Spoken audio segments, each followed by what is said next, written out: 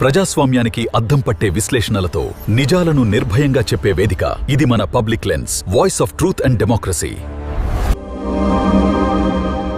మిత్రులారా, మీ అందరికీ నమస్కారం. మొదటి భాగం కనుక చూడనట్లయితే మొదటి భాగం చూసి ఈ రెండో భాగాన్ని చూడండి. ఢిల్లీలో జరిగినటువంటి సంఘటనలు చూశాం, పోలీసుల వాదనలు విన్నాం, నిరసనకారుల ఆరోపణలు కూడా పరిశీలించాం. రాజ్యాంగం ప్రజలకు కల్పించినటువంటి హక్కులను అర్థం చేసుకున్నాం. ఇప్పుడు ఈ ఉద్యమానికి అసలు కారణం ఏమిటి? ఒక్క రోజులో లక్షలాది మంది యువత ఎందుకు వీధుల్లోకి వచ్చారు? ఈ ఉద్యమానికి మూల కారణం ఏమిటి? ఈ నిరసన కేవలం ఒక రాజకీయ పార్టీ పిలుపుతో ప్రారంభమైనటువంటి ఉద్యమం కాదు. ఇది ఏళ్లుగా పేర్కపోయినటువంటి అసంతృప్తికి ప్రతిఫలంగా కనిపిస్తూ ఉంది.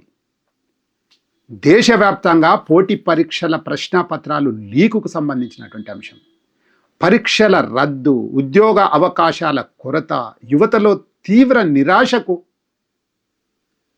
దారి తీశాయని అనేక విశ్లేషణలు పేర్కొంటున్నాయి. ఈ నేపథ్యంలో కేంద్ర విద్యా వ్యవస్థలో జవాబుదారీతనం కావాలి, పరీక్షల నిర్వహణలో పారదర్శకత కావాలి. ఇవి విద్యార్థులు చేస్తున్నటువంటి డిమాండ్స్. ఇది తప్పు ఎలా అవుతుంది? కాక్రోజులు అంటున్నారు, బొద్దింకలు అంటున్నారు, చీకట్లో చీడపురుగులు అంటున్నారు. సరే, కాక్రోజ్ జనతా పార్టీ ఎలా ప్రారంభమైంది? తాజా నివేదికల ప్రకారం కాక్రోజ్ జనతా పార్టీ మొదట సోషల్ మీడియాలో వ్యంగ్య రూపంలో ప్రారంభమైనటువంటి యువజన ఉద్యమం నిరుద్యోగ యువతపై ఒక కాన్స్టిట్యూషనల్ ఇన్స్టిట్యూషన్లో హై అథారిటీలో ఉన్నటువంటి వ్యక్తి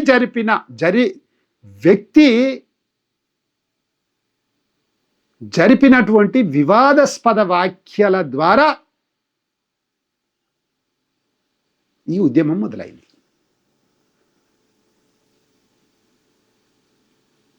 ఆ పదాన్నే ఎవరైతే హై లెవెల్ కాన్స్టిట్యూషనల్ ఇన్స్టిట్యూషన్లో పనిచేస్తున్నటువంటి ఒక హై అథారిటీ ఏ పదాన్ని అయితే వాడారో ఆ పదాన్నే ప్రతిఘటనకు చిహ్నంగా మార్చుకొని యువత ఒక ఉద్యమానికి శ్రీకారం చుట్టింది. తర్వాత ఈ ఉద్యమం కేవలం సోషల్ మీడియాకే పరిమితం కాలేదు. విద్య, ఉద్యోగాలు, పాలన యొక్క జవాబుదారీతనం అనే అంశాలపై దేశవ్యాప్త చర్చకు దారి తీసింది. సోనం వాంగ్చుక్ పాత్ర ఈ ఉద్యమానికి, ఇతను లడఖ్కు చెందినటువంటి విద్యావేత్త, సామాజిక కార్యకర్త సోనం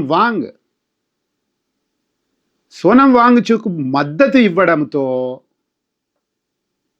దేశవ్యాప్తంగా మరింత మంది దృష్టిని ఆకర్షించింది. ఆయన చేపట్టినటువంటి నిరాహార దీక్ష యువత డిమాండ్లకు నైతిక బలం చేకూర్చిందని మద్దతుదారులు చెబుతా ఉన్నారు. అయితే ప్రభుత్వము, అధికార యంత్రాంగము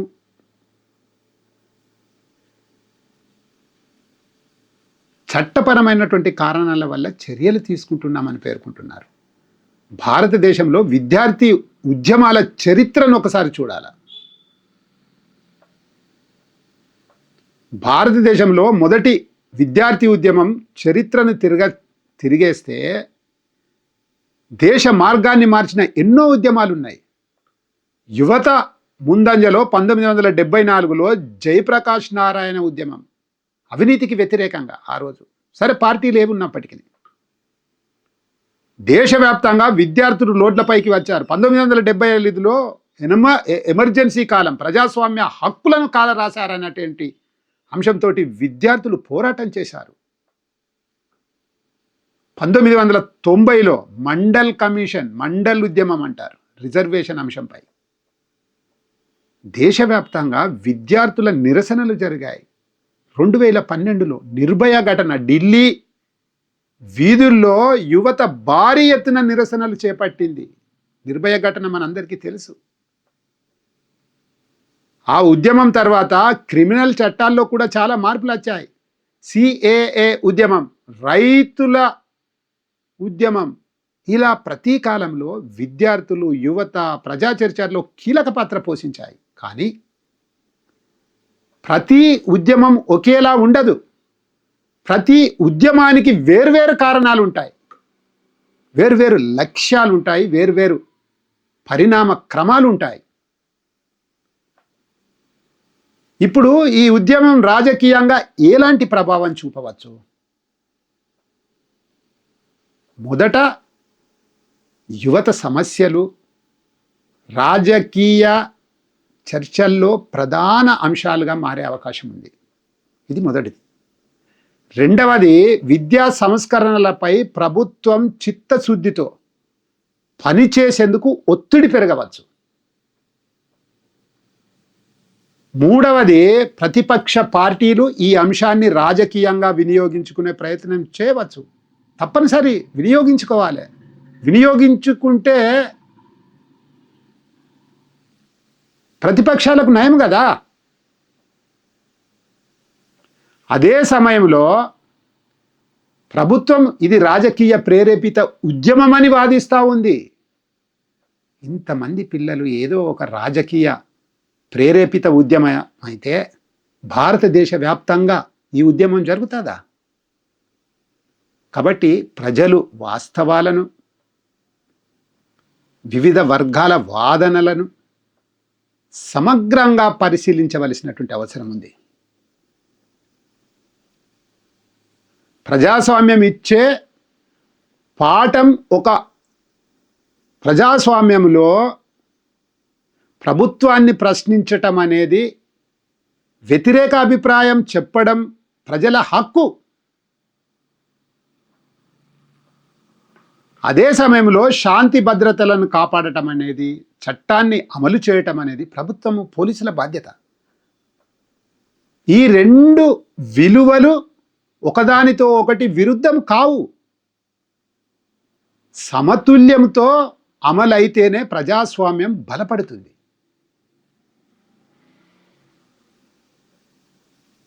ఇప్పుడు ఈ ఉద్యమం సోషల్ మీడియాలో ఎలా విస్తరించింది? యువత ఎందుకు భారీగా స్పందిస్తుంది? ప్రపంచంలోని ఇతర ప్రజాస్వామ్య దేశాలతో పోలిస్తే భారతదేశ పరిస్థితి ఎలా ఉంది? ఈ ఉద్యమం భారత ప్రజాస్వామ్య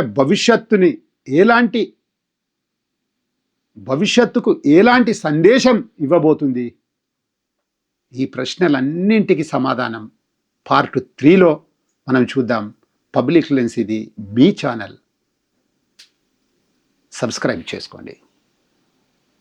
ప్రజాస్వామ్యానికి అద్దం పట్టే విశ్లేషణలతో నిజాలను నిర్భయంగా చెప్పే వేదిక ఇది మన public lens, voice of truth and democracy.